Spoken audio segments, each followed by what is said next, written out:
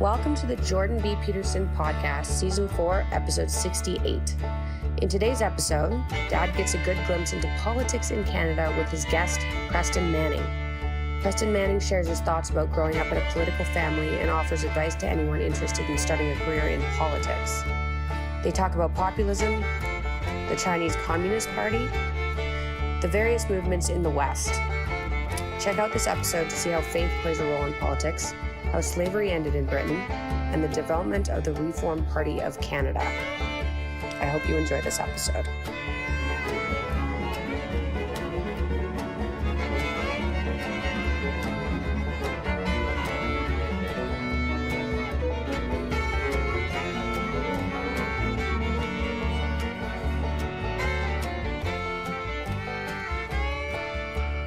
Hello everyone, I'm pleased to be talking today with Mr. Preston Manning, PCCCAOE.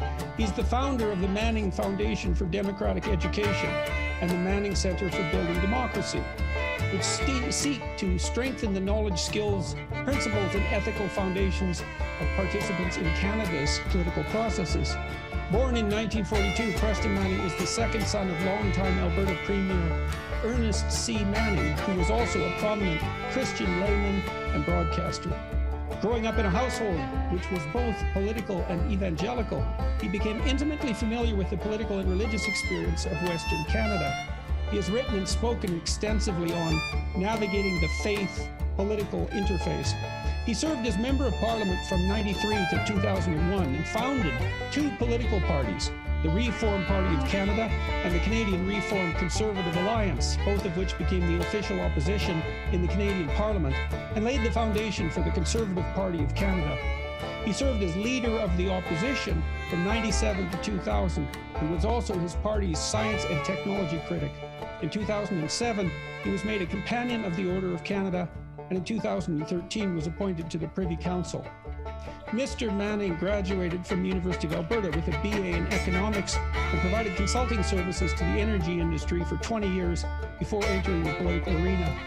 He has received honorary degrees from 8 Canadian universities and is the author of 3 books, The New Canada, Think Big, and Faith, Leadership, and Public Life.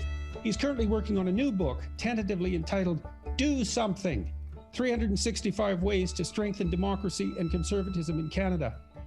Mr. Manning and his wife, Sandra, divide their time between Calgary, Alberta, and Vancouver, BC. They have 5 grown children and 12 grandchildren. Mr. Manning, it's really good to see you again. It's been a long time. Well, it is, yeah. Good to see you, Jordan. Great to be with you. Thank you. We met originally. I asked you to come and speak to a group that I had hosted at the University of Toronto for a while, a group of intellectuals, and I was really interested in your experiences founding a political party, because that's a very, very difficult thing to do, and to bring it to fruition and to make it successful. And it became the second largest political party in Canada. And so you were kind enough to share that entire experience with us. I remember at that point there was enough divisiveness in Canada with regards to political issues that one of the attendees at that seminar there's about 30 of them, wouldn't attend, and so that was not so good. But it was a very interesting talk. Understandable, yes. Well, like the party I was involved in, it actually goes back to recognizing there's 2 parts of Canada that have third-party traditions that don't regularly go back and forth between the traditional Conservative Party and the Liberal Party. One is Quebec, which has a whole third-party tradition, the Bloc Québécois, the Parti Québécois, the Ralliement Indépendantiste. It goes back a long way. And then Western Canada has a tradition of producing new political parties, the old Progressive Party, the Farmers' Parties, the Depression Parties of the Canadian Commonwealth Federation, and the Social Credit Party. And then Reform, which we started, was part of just another attempt to advance Western Canadian interest by the creation of a new political party. Probably the lesson out of Reform, I get asked that a long time, what's the biggest lesson? I don't think it's the particular accomplishments of Reform in an ideological or policy sense, but it's just the fact that, and I've been a great critic of Canadian democracy. I think Canadian democracy could be improved. But notwithstanding all its flaws, a small group of 5 people who met in a boardroom in Calgary in 1987 and decided we don't like either of the current political options and we're going to do something different, we're able to take the tools that our democracy gives to everybody: freedom of speech, freedom of association, freedom to try to persuade you to vote this way rather than that way. And we're able to create a new political party. We kept broadening it out, coalition building, et cetera, creating that Canadian alliance. And then Stephen Harper and Peter MacKay was the leader of the old Progressive Conservative Party in Canada, took it one more step and actually got to a minority government and then a majority government. The fact that you could still do that under our democratic system and in the 21st century, I think should be encouraging to people. If you don't like what's happening, you can change it. And a small group of people can change it using the tools that democracy gives to everybody.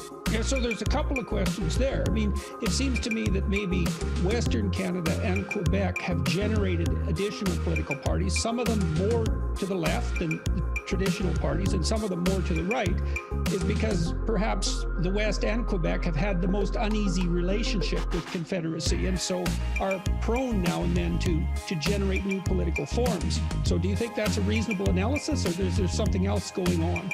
Well, I think it is. And, Canada is a huge country, the second largest country by landmass in the world, and it has distinctive regional differences and diversity, not just geographic, but demographically and every other way. And so it's not surprising that should be the case. One of the things I point out in my most recent book is actually out now, that's Do Something for 365 Ways to Strengthen Canada. I point out to my Quebec friends, and this can often be misunderstood, that in the long run, Quebec is going to have to find an ally somewhere else in Canada than just relying on getting its influence with the federal government. And I have a graph that shows the percentage of French speakers versus English speakers going down, the percentage of Quebec population in relation to the total Canadian population going down, Quebec proportion of the GDP in relation to the Canadian GDP going down.